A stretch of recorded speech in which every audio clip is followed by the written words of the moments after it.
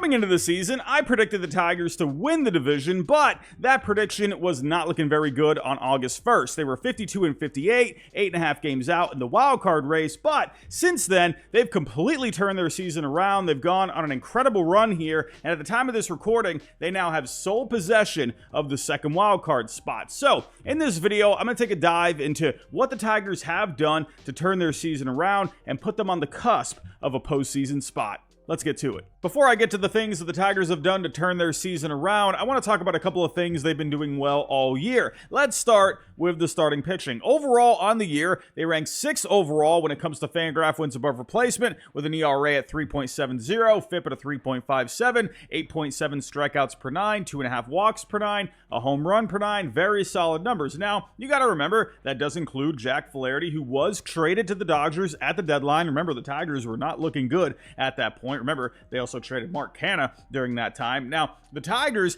up to the trade deadline, they ranked 5th overall in Fangraph WAR, but after that trade, they ranked 15th overall, so they took a bit of a step back there, but very solid numbers overall. ERA at a 3.16, FIP at a 3.49. The strikeouts, they've dipped a smidge at 8.5, a little higher on the walks, 3.2, but the home runs have gone down to 0.7, so there has been some improvements there with the starting pitching, despite Jack Flaherty not being there anymore. But you got Tarik Skubal in the fold. When you got Tarik Skubal leading the rotation, good things are going to happen. This guy's probably going to win the Cy Young this year. He's having an incredible year, a record of 17-4, over 30 starts, 185 innings pitched, 10.7 strikeouts per 9, 1.6 walks per 9, a 0.7 home run per 9, ERA at a 2.48, FIP at a 2.53. Very solid numbers. Tarik Skubal, he's going to be winning the Cy Young. But you got some other guys that have been stepping up in a big way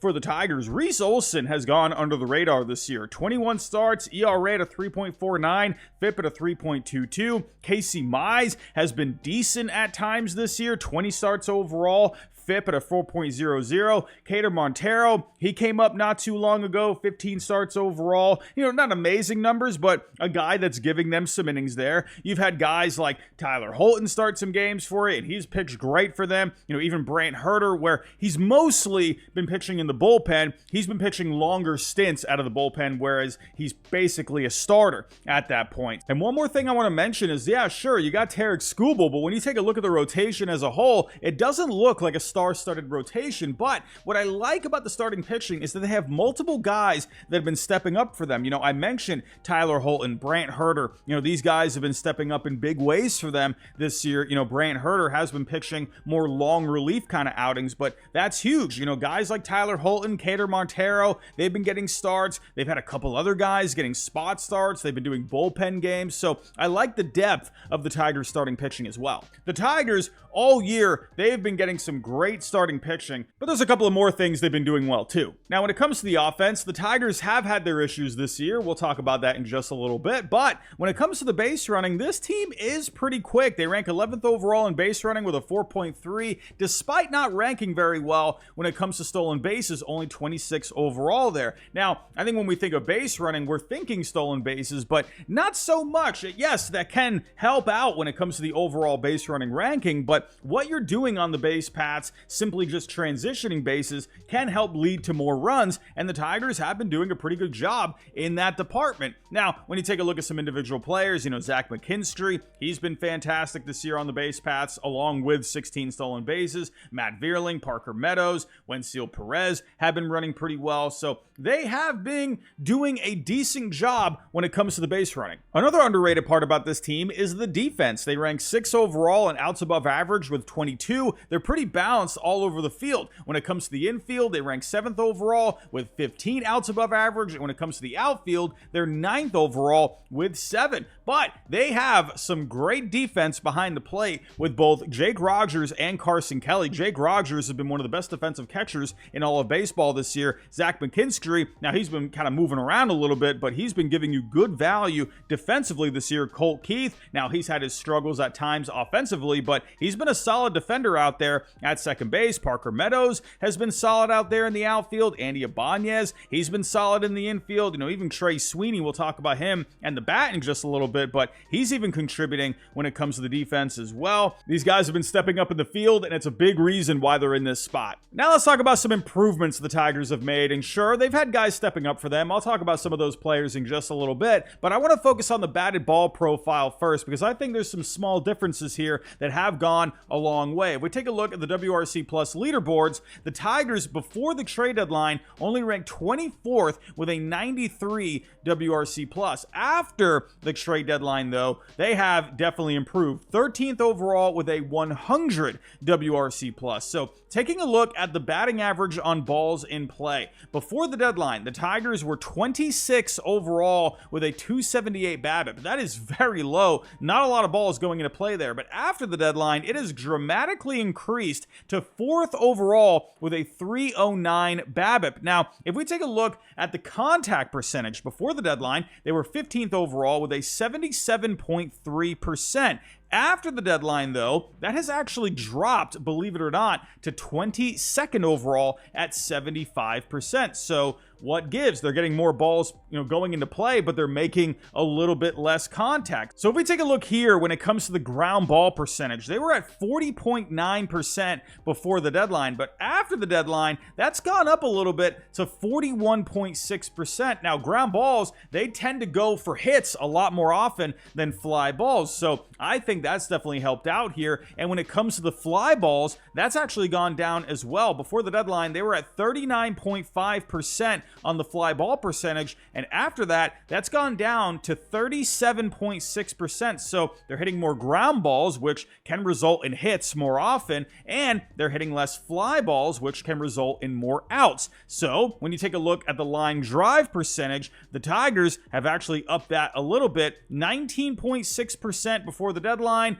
up to 20.8% after the deadline. So what it looks like to me is they're getting more balls on the ground, which are going more for hits. And even though they're making less contact, they're making better quality contact that results in more offense, more hits, and more runs. Now let's talk about some individual players. And like I said earlier, the Tigers offense before the deadline was not very good, but they've had a couple of guys having great seasons overall. Riley Green, he's been fantastic this year. Kerry Carpenter did miss a lot of time with a back injury, but when he's been on the field, he's been putting up great numbers.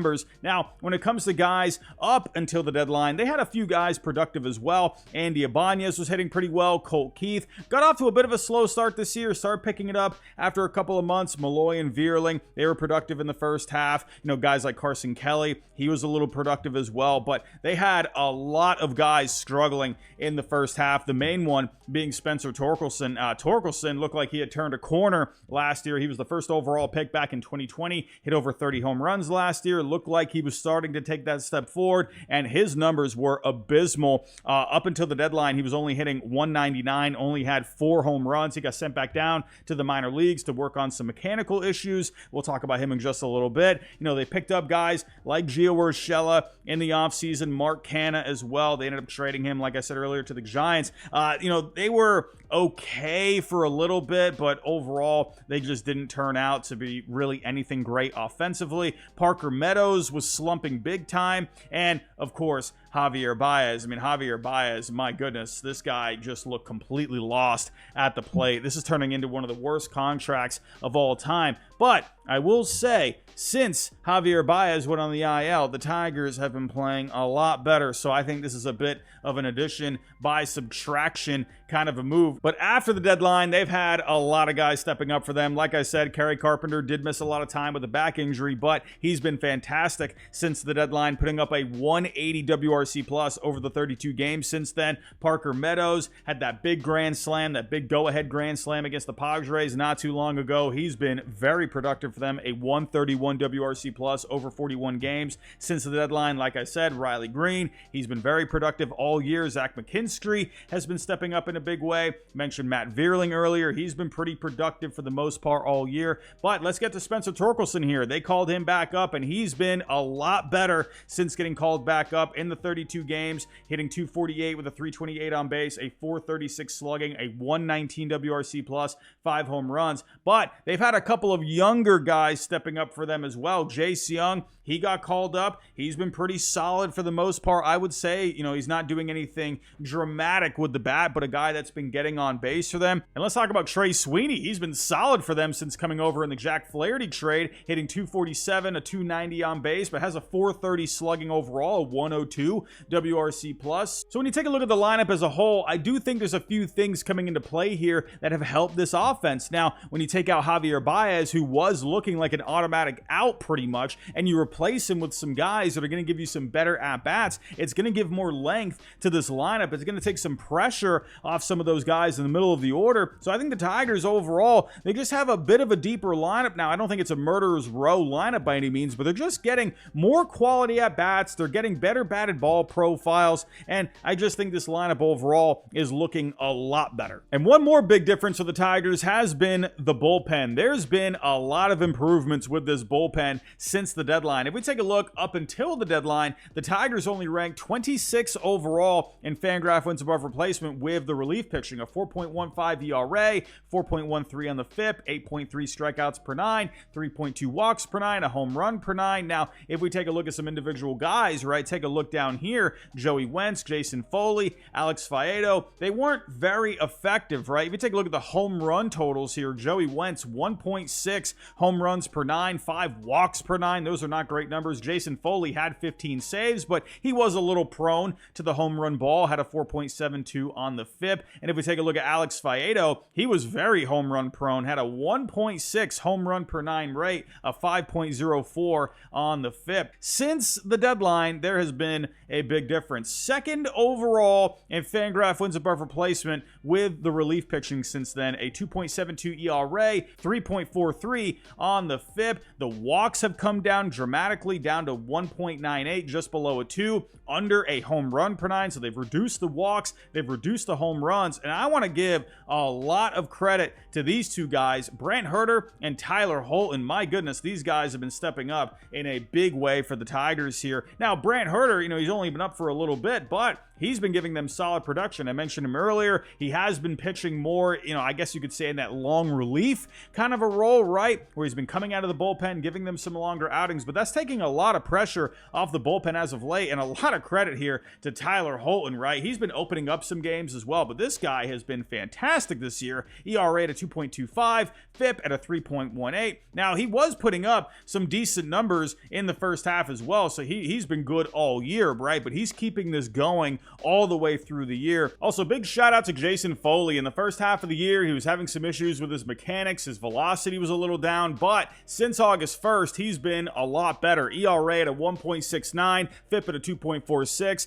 The strikeouts are up a little bit. The walks are down a little bit. They're getting a lot of guys stepping up for them in this bullpen, and that has gone a long way. And keep your eyes on this as well. They just called up Jackson Jobe, the top pitching prospect in all of baseball. He's going to be going to the bullpen. That's only going to help as well. But let me know what you think about the Tigers right now. Do you think they're going to end up making it to the postseason? Do you think they're good to go? Do you think they got that playoff spot locked down? Let me know. And if they do make it to the postseason, do you think they can be a threat in the American League? I want to hear all your thoughts down below in the comments. Everyone, that's all I got for this video. If you can on the way out, hit that like button for me, subscribe if you're new, and I'll talk to you next time.